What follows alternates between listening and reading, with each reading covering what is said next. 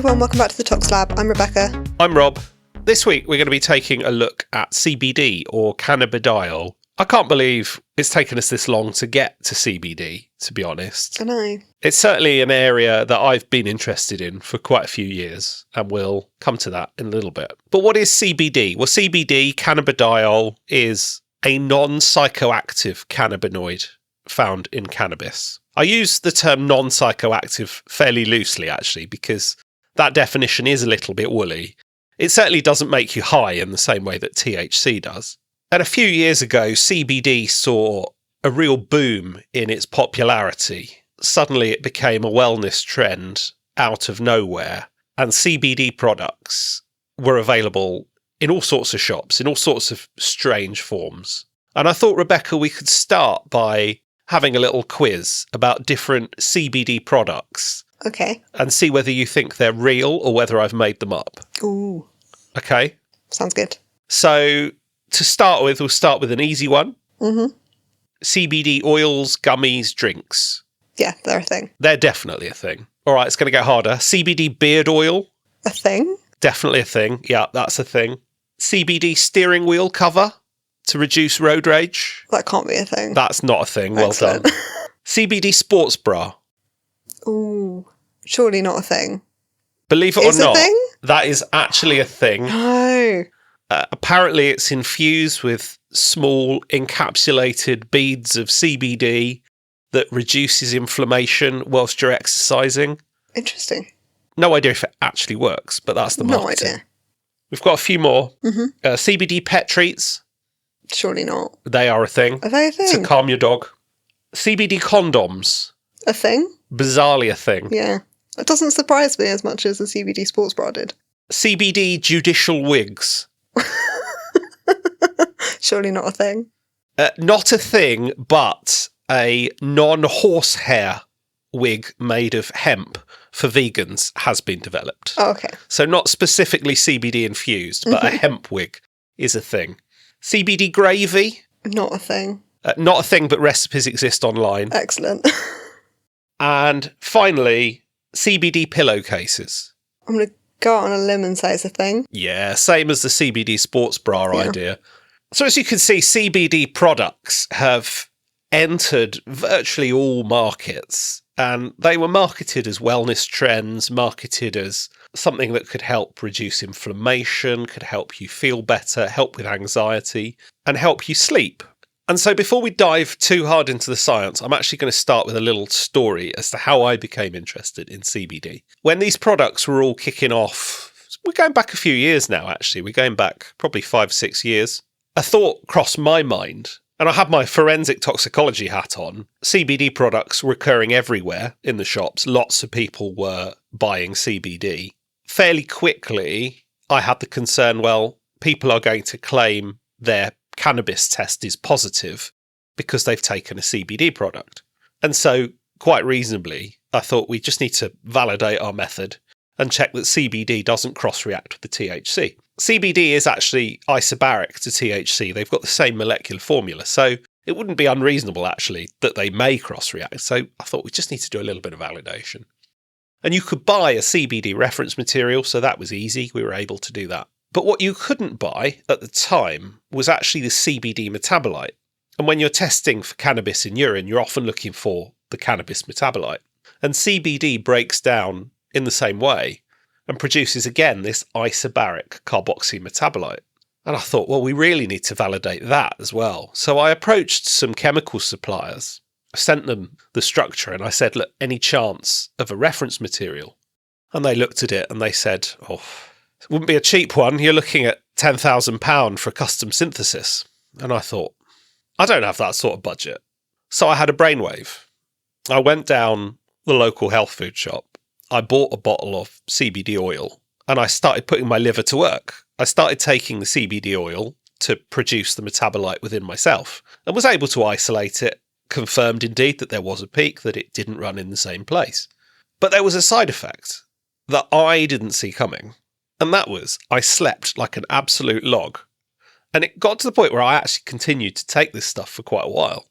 And I know that obviously this is just my experience, single sample size, this proves nothing. But it has always got me thinking, was that just placebo effect? Or does CBD genuinely help sleep?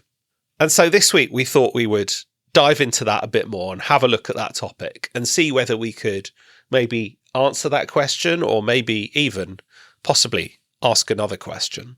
Before we jump into today's episode, if you want to stay up to date with our content, you can find us on Instagram at _Tox_Lab. We also have a page on LinkedIn and we're fairly active on there. And for those of you who don't use social media but still want to get in touch with episode suggestions or comments about episodes, you can email us at thetoxlab@gmail.com. So first, a paper that looks at some surveys that were done looking at why people use CBD products and what impact it's perceived to have on their life. So the aim of the study was to understand users' consumption patterns regarding dose, route of administration and reasons for using CBD. And they hypothesised that the top 3 reasons for using CBD would be for anxiety, sleep disturbances and stress. So the authors created an anonymous online questionnaire to collect CBD users' self-reported characteristics, preferred methods of ingestion and reasons for using CBD. And data was collected between the 10th of January 2020 and the 18th of March 2020 with 20 multiple choice questions. They used 4 different CBD brands and retailers based in the UK who sent the survey to 14,473 unique email addresses, with 475 people clicking through to the survey, with 430 people starting the survey and 387 people reporting using CBD themselves. The majority of users were female and the majority of respondents were from the UK. When looking at other medications that people were taking, 39.4% of respondents reported not to be taking any other medications, 14.7% stated they were taking painkillers, and 14.7% reported other medications, with 40% of these reporting anxiolytics and antidepressants. In terms of usage patterns, the majority of respondents were taking CBD sublingually for 3 to 6 months, and the majority of individuals reported using less than 50 milligrams a day. Individuals aged 35 and over were more likely to use CBD daily, and those self-medicating for anxiety reported using CBD multiple times a day, and the same pattern occurred in those self-medicating for stress. Individuals using CBD for sleep improvement had greater odds of using CBD in the evening, whereas those who use CBD for anxiety had greater odds of using CBD in the morning. So quite a diverse range of respondents to this survey. We're capturing a few different routes of administration and things like that, aren't we? And quite a few different indications as well. 42.7% of respondents were using CBD for self-perceived anxiety, 37.5% were using for stress, 37% using for general health and well-being, and 37% were using to improve sleep. More males were using CBD for general health and well-being than females, with more females using CBD for self-perceived anxiety or self-perceived insomnia. Those aged 35 and older had lower odds of using CBD for general health and well-being and had lower odds for using CBD for stress, whereas those aged between 35 and 55 had greater odds of using CBD for chronic pain compared to those aged between 18 and 34. And those aged 55 or over had lower odds of using CBD for sleep improvement compared to 18 to 34-year-olds. 43% of respondents cited sleep as a reason for use, and improving sleep and self-perceived insomnia were the 4th and 5th highest ranking reasons for using CBD. 48.2% of individuals said CBD led them to fall asleep faster, compared to 23.4% who said it did not make a difference and still struggled to fall asleep. 42.6% of respondents endorsed CBD for self-perceived anxiety, and 87% said they felt less anxious, although one person did report an increased feeling of anxiety. 59% stated that they thought about their problems less than before. 37.5% of individuals endorsed CBD for self-perceived stress, and 92% reported feeling less stressed overall. Other reported effects included feeling calm and decreased pain, with 71% reporting no side effects, and in those who reported side effects, 11% reported dry mouth, 3% experienced headache, 3% experienced fatigue, and other side effects included an increased heart rate, nausea, headache, dizziness, trouble concentrating, etc. But these were all reported in less than 2% of respondents. So quite a few of the people taking CBD did report some positive benefit to taking CBD. Yeah. Potentially all sorts of biases in this survey, isn't there? Because they sent the survey out to people that were buying CBD oil. Yeah. And you're probably more likely to go and buy a bottle of CBD oil if you've bought one previously. And so there might be a certain amount of self-perception. If you think it's working and you're buying it more, you're more likely to get picked up by the survey. Yeah. So there could well be some self-fulfilling prophecy in this study design. But nonetheless, particularly looking at the sleep, quite a lot of people do claim that it helps them with their sleep. And then there's the other indications as well, the anxiety, feeling calmer. And possibly they all do play a little role in sleep as well, don't they? So the next question then is, what's the mechanism? If CBD can help with sleep, what's the pharmacological mechanism? And CBD has a few different proposed pharmacological actions. The main one that we're not going to focus very much on today, although could well be the subject of a future episode, is how it interacts with, in particular, the CB1 receptor. That's the receptor that THC binds to and leads to the psychoactive effects of THC. CBD seems to have some modulatory effect at this receptor. It can actually, to a degree, counteract some of the effects of THC when present with THC in cannabis. But on its own, it doesn't really do very much at the CB1 receptor. And instead, a lot of the mechanisms are proposed to be through other pathways. And there's some talk of it affecting some 5-HT receptors, some serotonin receptor subtypes. There's some other mechanisms involving some orphan receptors that aren't really very well characterised. But the one I really want to focus on, and it's the subject of our next paper, is actually CBD's effect on adenosine. Adenosine is a compound that is responsible quite a bit for sleep.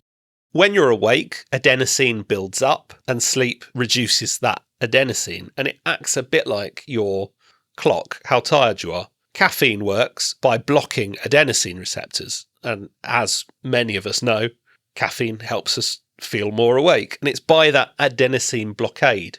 And so I thought we could have a look at CBD's effect on adenosine. So this next paper is actually focused on the mechanisms of cannabinoid immunosuppression, and it looks at the potential for THC and CBD to decrease proliferation in immune cells. The release of adenosine is an endogenous mechanism of immunosuppression that occurs during cellular stress and inflammation. An uptake of adenosine is a primary mechanism for stopping adenosine signalling, and therefore adenosine uptake inhibitors enhance endogenous activity at adenosine receptors. So they looked at radioactive adenosine incorporation in mouse microglial cells, specifically the cell line EOC20, as a marker of proliferation, and showed that both THC and CBD inhibited this radioactive adenosine incorporation, and this occurred at similar potencies. They also assessed radioactive adenosine transport, and THC and CBD both inhibited this transport, resulting in decreased incorporation into DNA. And the effect of adenosine uptake was also examined in an alternative macrophage cell line, RAW 264.7, and CBD inhibited both adenosine and thymidine uptake, and this was also seen with THC, but to a lesser extent with THC compared to CBD. Because in this study they looked at both adenosine and thymidine transport uptake, and CBD inhibits both of these with similar efficacy, it was thought this was due to the inhibition of a common nucleoside transporter, and they looked at the transporter ENT and found the CBD competitively inhibited this transporter. Adenosine transport inhibitors decrease TNF-alpha in LPS-treated mice by increasing the amount of endogenous adenosine available to bind the A2A receptor, and they hypothesised that the A2A receptor mediates the decrease in TNF-alpha as seen with CBD treatment. When CBD was given before an LPS injection, this significantly decreased TNF-alpha, but this decrease remained unchanged after co-administration of the alpha-1 adenosine receptor antagonist. Pre-treatment with A2A receptor antagonist reversed the effects of CBD on TNF-alpha. So the premise of this study was nothing to do with sleep. No. One of the other proposed benefits of CBD is a reduction in inflammation, and this study really looked to try and identify mechanisms by which CBD might improve inflammation. But what it revealed was quite interesting, that CBD acts to reduce the adenosine reuptake into cells, and therefore lead to an increase in extracellular adenosine. So these A2A receptors mediate sleep-promoting signals in the brain, particularly in the basal forebrain and ventrolateral preoptic area. An A2A receptor activation induces rapid eye movement sleep by activating sleep regulatory neurons and inhibiting arousal-promoting neurons in the brain. So in other words, it's possible then that CBD might actually have an impact on sleep via this mechanism. That wasn't what the study set out to show, but actually could be an additional interpretation on top of what they identified in terms of the inflammation pathways. So we've got a compound that's really widely used and reported to help with sleep. We've got populations of people that claim it helps with sleep, but also other people that claim it doesn't have an effect on sleep. Why don't we look at a clinical trial to see whether this could help unravel this mystery?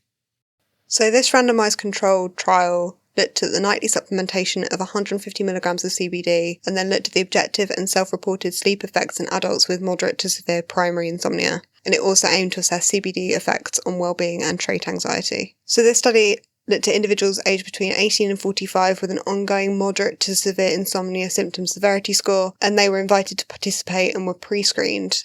Those who self-reported medical conditions or took medications that can affect sleep, such as benzodiazepines, antidepressants and opioids, and those who participated in shift work, and those who consumed more than 400 milligrams of caffeine were excluded from the study. Individuals with severe depressive symptoms, severe anxiety symptoms, or at moderate to severe risk of obstructive sleep apnea were also excluded. They started off with a 1-week single-blind placebo run-in trial where individuals were given a placebo and asked to fill in a provided sleep diary and treatment compliance log, and they also wore a gene-active actigraphy watch, which was used to monitor sleep, and this helped to confirm participant eligibility and allowed the identification and exclusion of those who responded to the placebo and those who didn't comply with treatment. Those who made it to the next phase participated in a 2-week randomised double-blind placebo-controlled trial and were given 2 weeks' worth of active or placebo treatments and had scheduled in laboratory visits 1 week and 2 weeks after daily dosing. Participants were instructed to take 1.5 mils of the treatment they were given, which would equate to 150 milligrams of CBD if they were given the active treatment 60 minutes before bed. Insomnia severity symptomology data was collected, which included daily self-reported sleep onset latency in minutes, wake after sleep onset, and sleep efficiency,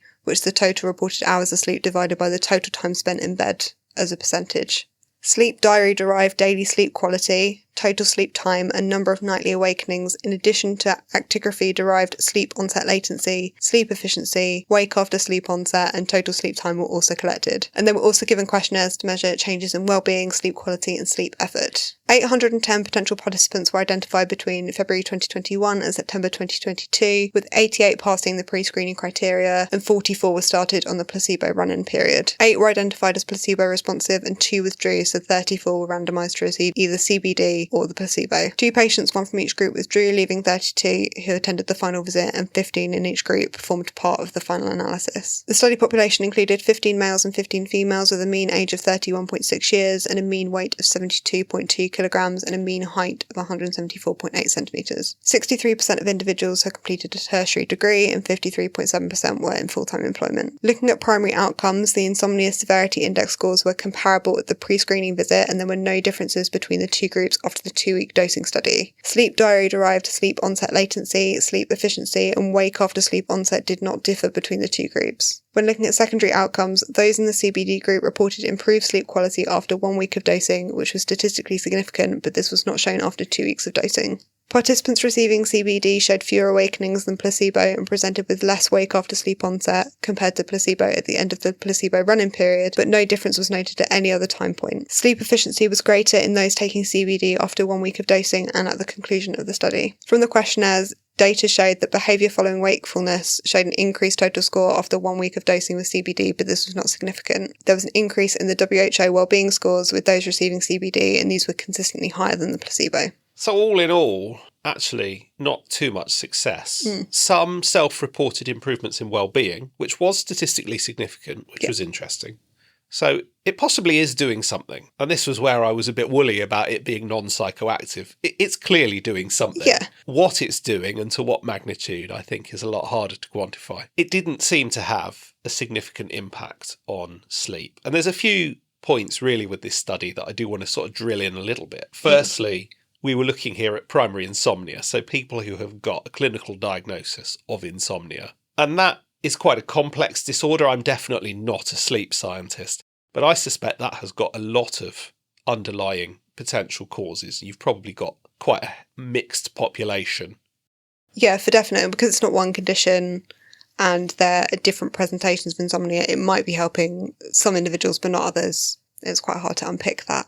And at the end, there was actually only relatively small sample size, wasn't there? 15 participants in both groups. The other point here was that they used a massive dose of CBD.